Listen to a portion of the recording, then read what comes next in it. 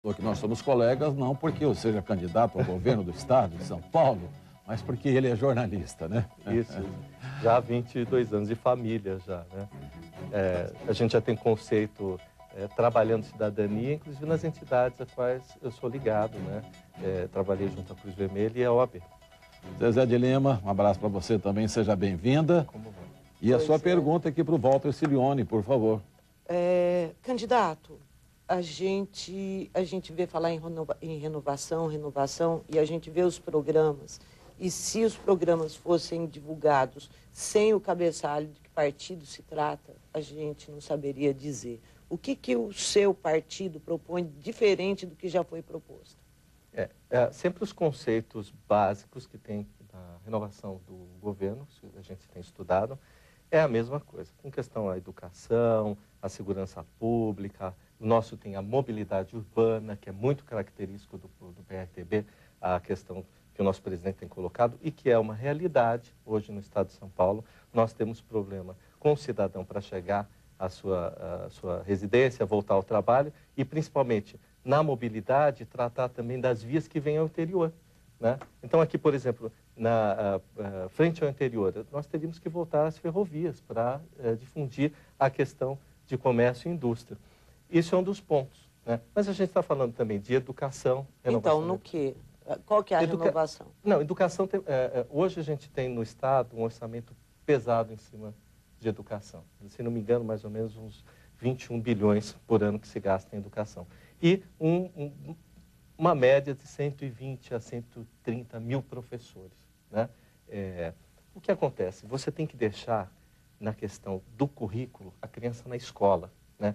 Eu vejo, trabalhando na área de jornalismo e nessa vida pública, que a criança dentro da escola ela não está junto à marginalidade. Para isso, dentro da proposta, nós colocamos escola de período integral, né, com a criança entrando de manhã e unindo-se a esse trabalho, o esporte.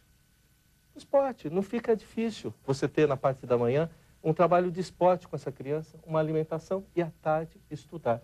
Mas o senhor acha que é só o PRTB que fala assim? Não, claro que não. Eu acho que, por isso que tem que todos serem escutados, né?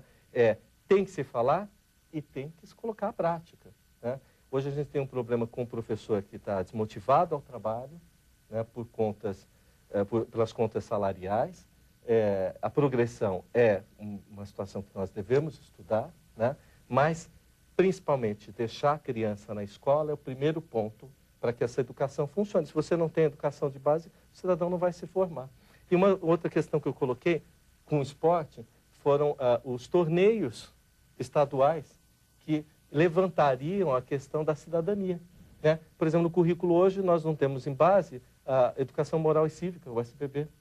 Então, como é que o cidadão na base não vai aprender o que é Estado, não vai saber o que é cidadania? Isso tem que ser voltado, né? Então, isso na educação com relação a currículo. Agora, a questão da gestão pública, você tem que estudar o orçamento para ver, dentro do que há de verdade, fazer um remanejamento do orçamento para poder melhorar a situação do professor. O PRTB é base do governo Alckmin. Não, eu não me considero base de ninguém. Não, o partido. Não, eu converso muito com o presidente. Eu acho que a gente tem que ser pró-propostas, né? Agora é proposta. Depois para frente, no segundo turno, o meu presidente decidir, a gente vê para onde vai. Não, eu digo hoje no governo. Eu não me digo afeto, não. Eu estou numa candidatura própria e que nós vamos tratar de forma própria, né? Trazendo ideias, né? Se somos mais afetos a isso ou aquilo, eu lhe digo o seguinte, se posso esboçar, né? Dentro de uma situação que o Estado tem um endividamento enorme junto à União, hoje eu questiono muito a situação da União, que é outro partido, porque eu tenho que defender o Estado de São Paulo. Então, se for falar de linha, eu prefiro dizer que, com o atual governo federal, nós não temos uma linha adequada na questão de ser candidato. Embora o PRTB no governo federal também seja a base do governo Dilma. Então, mas mais para o Estado de São Paulo, olha, veja bem, eu não sei se eu já posso entrar nessa questão. Pode, eu acho importante dizer isso. O tempo aqui é né? teu. Para você mexer em todas essas áreas, você tem que saber de onde vem o dinheiro. Nós temos as questões tributárias, né, e de impostos, né? os maiores impostos do Estado de São Paulo, que é o ICMS, o Imposto de Renda, que vai para o federal, né? Depois nós temos IPVA, o Imposto de Transmissão Mortes, né? São, na base, um montante, mais taxas, tal, de 190 bilhões de reais. Né? Então, isso é averiguado por advogados que estão trabalhando hoje. A dívida do Estado hoje é de 158 bilhões, junto ao governo federal. Por causa de empréstimos que outros governos contraíram.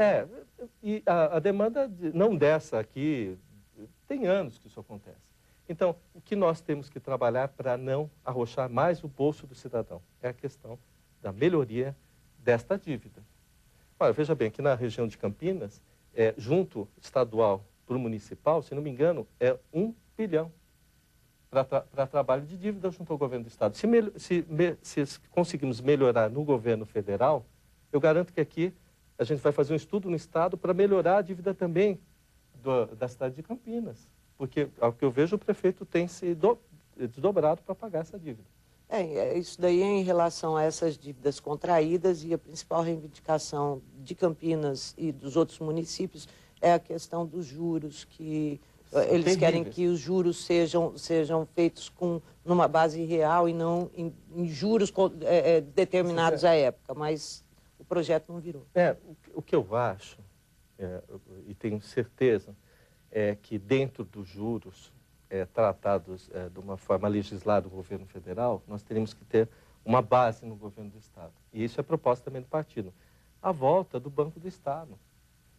Poxa vida, com o Banco do Estado aqui, a gente consegue tentar trabalhar essa dívida junto ao próprio governo federal e fora, pegando recursos, e pagar essa dívida. A gente consegue fazer mais moradia, consegue trabalhar o dinheiro dos municípios e o dinheiro do Estado dentro do Estado a que melhore a vida do cidadão. Mas o senhor sabe por que o Banco do Estado, o Banespa, ele foi privatizado? Exatamente por má gestão, e depois pagou ainda. Na época, lembra, a gente conversou lá fora, ainda teve que acertar as contas junto à FEPASA, né, ao Banespa. Mas isso é um método para a gente voltar a discutir, né? Porque esta dívida poderia ser discutida dentro do patamar do nosso Estado. E você tem que buscar empréstimo para isso. Porque senão, como é que mensalmente, devendo e pagando 7 bilhões por mês, conseguiríamos investir na educação, na segurança pública? Eu não posso criar nada. Eu tenho que mexer com o que tem. E hoje a dívida junto ao governo federal é um dos piores problemas que o Estado tem para poder fazer a manutenção da segurança do cidadão que está em casa, da escola. Na eventualidade do governo federal não negociar isso, esse projeto, em relação aos juros cobrados, ao indexador da dívida não virá, qual outra opção que o PRTB aponta para melhorar? Buscar um empréstimo aqui. Como é que o sujeito faz em casa os recálculos? Né? Ele chega a ver o montante da sua dívida e vai buscar um outro método para poder pagá-la integral e com diminuição de juros. Isso é conta de casa. A mulher sabe fazer isso muito bem em casa, né?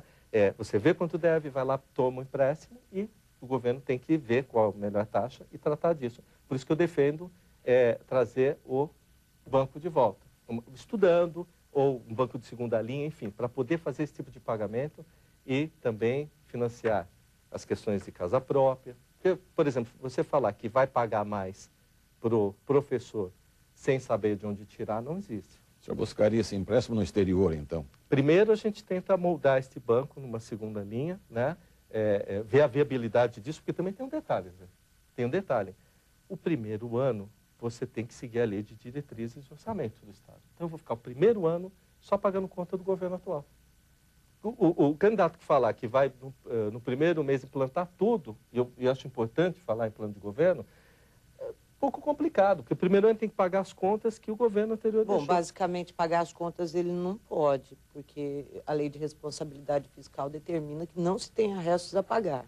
Hoje isso acontece porque o cara que se elege, ele tem um compromisso sempre com o gestor anterior e ele não faz nada, e ele não vai para cima, né? Mas restos a pagar, em tese, não poderiam ficar. Em tese, né? Mas não é assim, né? Nós vamos fazer um intervalo, e só para resumir, então, nesse primeiro bloco de novidade, já que o partido do senhor é o Partido Renovador Trabalhista Brasileiro, seria a criação de um banco, e esse banco pleitear empréstimos lá fora a juros mais baixos do que se paga aqui dentro.